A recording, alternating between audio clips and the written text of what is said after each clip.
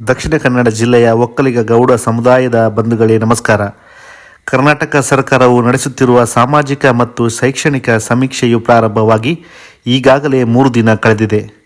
ಆದರೆ ನಮ್ಮ ಸಮುದಾಯದ ಬಂಧುಗಳಿಗೆ ಪ್ರಾರಂಭದಲ್ಲಿ ಕೇಳಿರುವ ಜಾತಿ ಕಲಮನ್ನು ಭರ್ತಿ ಮಾಡುವಾಗ ಕೆಲವೊಂದು ಗೊಂದಲಗಳು ಆಗಿವೆ ಎಂದ ಜಿಲ್ಲೆಯ ಮೂಲೆ ಮೂಲೆಗಳಿಂದ ಮಾಹಿತಿ ಈಗಾಗಲೇ ಬಂದಿದೆ. ಇಂದು ಸ್ವತಃ ನಾನೇ ಒಮ್ಮೆ ಗೊಂದಲಕ್ಕೀಡಾದ ಘಟನೆಯು ನಮ್ಮ ಮನೆಯಲ್ಲಿ ಸಮೀಕ್ಷೆ ನಡೆಸುವಾಗ ತಿಳಿಯಿತು. ದಯವಿಟ್ಟು ಯಾರು ಗೊಂದಲಕ್ಕೀಡಾಗುವ ಪ್ರಶ್ನೆ ಇಲ್ಲ. ನಮ್ಮ ಸಮಾಜದ ಸ್ವಾಮೀಜಿಯವರಾದ ಡಾಕ್ಟರ್ ನಿರ್ಮಲಾನಂದನಾಥ ಸ್ವಾಮೀಜಿಯವರು ರಾಜ್ಯ ಒಕ್ಕಲಿಗರ ಸಂಘದ ಜೊತೆಯಾಗಿ ಸ್ಪಷ್ಟ ಸಂದೇಶವನ್ನು ನಮಗೆಲ್ಲ ಈಗಾಗಲೇ ನೀಡಿದ್ದಾರೆ. ಅಲ್ಲದೆ ನಮ್ಮ ದಕ್ಷಿಣ ಕನ್ನಡ ಜಿಲ್ಲೆಯ ಎಲ್ಲ ಸಮಾಜದ ಪ್ರಮುಖ ಸಭೆ ಸೇರಿ ನಿರ್ಧಾರಗಳನ್ನು ತಿಳಿಸಿರುತ್ತಾರೆ. ಅಲ್ಲದೆ ಪತ್ರಿಕೆಯಲ್ಲೂ ಬಂದಿದೆ. ಆದರೆ ಯಾಕೆ ಗೊಂದಲ ಅಂತ ಗಮನ ಕೊಟ್ಟು ಕೇಳಿ ಹಾಗೂ ಇತರರೊಂದಿಗೆ ದಯವಿಟ್ಟು ಈ ಮಾಹಿತಿಯನ್ನು ಹಂಚಿಕೊಳ್ಳಿ. ನಮ್ಮ ಮನೆಗೆ ಆಗಮಿಸಿದ ಸಮೀಕ್ಷೆಯ ಸಿಬ್ಬಂದಿಗಳು ಹೆಚ್ಚಿನವರು ನಮಗೆ ಪರಿಚಯದವರೇ ಆಗಿರ್ತಾರೆ, ಅದೇನು ಸಮಸ್ಯೆ ಇಲ್ಲ. ಆದರೂ ಅವರಿಗಿರುವ ಕೆಲಸದ ಒತ್ತಡ ಉಂಟಲ್ವ, ಅವ್ರನ್ನ ಸ್ವಲ್ಪ ಗಡಿಬಿಡಿ ಮಾಡ್ತದೆ. ಯಾಕೆಂದರೆ ಅವರಿಗೆ ದಿನಕ್ಕೆ ಅವರಿಗೆ ಒಟ್ಟು ಒಬ್ಬೊಬ್ಬರಿಗೆ 150ಕ್ಕಿಂತ ಹೆಚ್ಚು ಮನೆಯ ಸಮೀಕ್ಷೆ ಮಾಡಲಿಕ್ಕೆ ಟಾರ್ಗೆಟ್ ಇರ್ತದೆ. ಹಾಗಂತ ನಮ್ಮ ಜಾತಿಯನ್ನು ಗಡಿಬಿಡಿಯಲ್ಲಿ ತಪ್ಪು ನಮೂದಿಸದಂತೆ ನಾವು ಸ್ವಲ್ಪ ಎಚ್ಚರ ವಹಿಸಬೇಕು. ಅವರು ಮನೆಗೆ ಬಂದ ಕೂಡಲೇ ಅವರು ಕೇಳುವ ಪ್ರಥಮ ಪ್ರಶ್ನೆಯೇ ಜಾತಿ ಅಂತ ಕೇಳಿದ ಕೂಡಲೇ ನಾವು ಒಕ್ಕಲಿಗ ಅಂತ ಹೇಳಬೇಕು, ಕೋಡ್ ಸಮೇತವಾಗಿ A-1541. ಯಾಕೆಂದರೆ ನಾನು ಇವತ್ತು ಅದನ್ನು ಹೇಳಿದ ಕೂಡಲೇ ಅವರು ಏನು ಹೇಳಿದರು ಅಂತ ಹೇಳಿದರೆ, ಸರ್ ಒಕ್ಕಲಿಗ ಅಂತ ಇಲ್ಲ ನೋಡಿ, ಇಲ್ಲಿ ಗೌಡ ಒಕ್ಕಲಿಗ ಅಂತ ಇದೆ, ಮುರುಸು ಒಕ್ಕಲಿಗ ಅಂತ ಇದೆ, ಕುಂಚಡಿಕೆ ಒಕ್ಕಲಿಗ ಅಂತ ಇದೆ, ಹಾಗೆ ಇನ್ನೂ ಹಲವಾರು ಜಾತಿಗಳ ಹೆಸರನ್ನು ಹೇಳಿದರು. ನಾನು ಹೇಳಿದೆ ಇಲ್ಲ, ಒಕ್ಕಲಿಗ A-1541 ಅದೇ ಹಾಕಬೇಕು, ಅದನ್ನು ನೋಡಿ ಅಂತ. ಯಾಕೆ ಬರಲಿಲ್ಲ? ಇಲ್ಲ ಸರ್ ಅದು ಬರ್ತಾ ಇಲ್ಲ ಅಂತ ಹೇಳಿದರು. ಯಾಕೆ ಅಂತ ಹೇಳಿದರೆ ಅಲ್ಲಿ ನೆಟ್ವರ್ಕ್ ಸಮಸ್ಯೆಯಿಂದಾಗಿ ಅದು ಸ್ವಲ್ಪ ತಡವಾಗಿ ಬಂತು. ನಾನು ಹೇಳಿದೆ ಇಲ್ಲ ಹಾಗೆ ಹಾಕ್ಲಿಕ್ಕೆ ಆಗೋದಿಲ್ಲ ಮೇಡಮ್, ಅದು ನೀವು ಏನಿದ್ರು ಸಹ ಒಕ್ಕಲಿಗ ಅಂತಲೇ ಹಾಕಬೇಕು, ನೋಡಿ ಬರ್ತದೆ ಅಂತ ಹೇಳಿದೆ.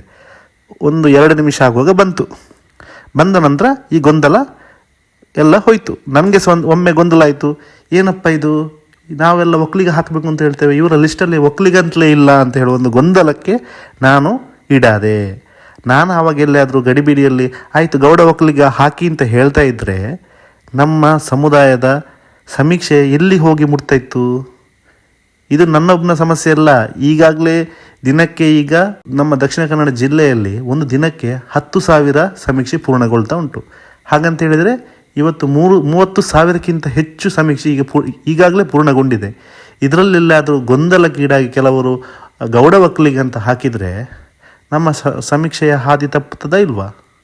ಹಾಗಾಗಿ ಇನ್ನಾದರೂ ಕೂಡ ಎಲ್ಲರೂ ದಯವಿಟ್ಟು ಗಮನ ಹರಿಸಬೇಕು, ಇದರ ಬಗ್ಗೆ ಗಂಭೀರವಾಗಿ ಪರಿಗಣಿಸಬೇಕು. ದಯವಿಟ್ಟು ನಿಮ್ಮ ಮನೆಯಲ್ಲಿ ಬಂದು ಜಾತಿ ಯಾವುದಂತ ಕೇಳಿದಾಗ ಒಕ್ಕಲಿಗರು A-1541, A-1541, A-1541 ಇದನ್ನು ಸರಿಯಾಗಿ ಗಮನ ಕೊಟ್ಟು ಕೇಳಿ. ಹಾಗೆ ಇಲ್ಲಿ ಕೆಲವರ ಮನೆಯಲ್ಲಿ ಕೆಲವರು ಹಿರಿಯರೆಲ್ಲ ಇರ್ತಾರೆ, ಮಕ್ಕಳು ಎಲ್ಲೋ ಬೆಂಗಳೂರು ಮಂಗಳೂರಲ್ಲಿ ಇರ್ತಾರೆ, ಮನೆಯಲ್ಲಿ ಅವ್ರಿಗೆ ಗೊತ್ತಾಗೋದಿಲ್ಲ. ಆದ ಕಾರಣ ದಯವಿಟ್ಟು ಸ್ವಲ್ಪ ನಮ್ಮ ಸಮುದಾಯದ ಸಂಘಟನೆಯ ತಾಲೂಕು ಸಮಿತಿಯವರಾಗಲಿ ಅಥವಾ ಗ್ರಾಮ ಸಮಿತಿಯವರಾಗಲಿ ಅವರ ಮನೆಗಳಿಗೆ ತೆರಳಿ ಒಂದು ಚೀಟಲ್ಲ ಒಂದು ಪೇಪರಲ್ಲ ಬರೆದು ಕೊಟ್ಟು ಬನ್ನಿ ಅವರಿಗೆ.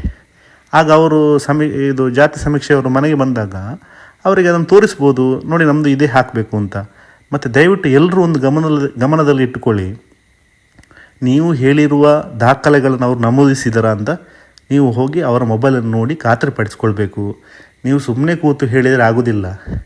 ಹಾಗಾಗಿ ಎಲ್ಲರೂ ಪ್ರಜ್ಞಾವಂತರಾಗಿ ಬುದ್ಧಿವಂತರಾಗಿ ನಮ್ಮ ಸಮುದಾಯದ ಸಮೀಕ್ಷೆಯಲ್ಲಿ ಪಕ್ಕ 100% 100ಕ್ಕೆ 100 ಆಗುವಂತೆ ನೋಡಿಕೊಳ್ಬೇಕು ಅಂತ ಹೇಳಿ ನಿಮ್ಮೆಲ್ಲರಲ್ಲಿ ವಿನಂತಿಸಿಕೊಳ್ಳುತ್ತಾ, ದಯವಿಟ್ಟು ಎಲ್ಲರೂ ಈ ಸಮೀಕ್ಷೆಯನ್ನು ಇನ್ನೊಮ್ಮೆ ಹೇಳ್ತಾನೆ, ಜಾತಿ ಕಾಲಮ್ನಲ್ಲಿ ಒಕ್ಕಲಿಗ ಅಂತಲೇ ಹಾಕಬೇಕು A-1541.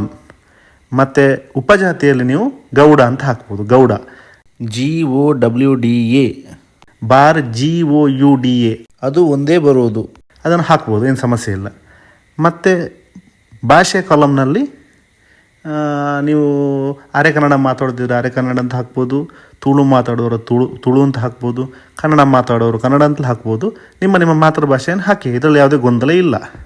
ಹಾಗಾಗಿ ಈ ಸಮೀಕ್ಷೆಯಲ್ಲಿ ಅವರು ಕೇಳುವಂಥ ಪ್ರಪ್ರಥಮ 3 ಕ್ವಶನ್ಗಳಿಗೆ 3 ಪ್ರಶ್ನೆಗಳಿಗೆ ದಯವಿಟ್ಟು ಸರಿಯಾಗಿ ಉತ್ತರಿಸಿ.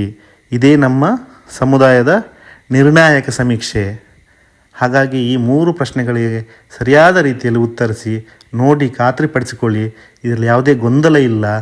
ನಿಮಗೆ ಯಾರಿಗಾದರೂ ಗೊಂದಲ ಇದ್ದರೆ ಅವರಿಗೆ ಮಾಹಿತಿಯನ್ನು ನೀಡಿ ಒಳ್ಳೆಯ ರೀತಿಯಲ್ಲಿ ಸಮೀಕ್ಷೆ ನಡೀಲಿ ಅಂತ ಹಾರೈಸ್ತಾ ಎಲ್ರಿಗೂ ಶುಭವಾಗಲಿ. ಧನ್ಯವಾದಗಳು.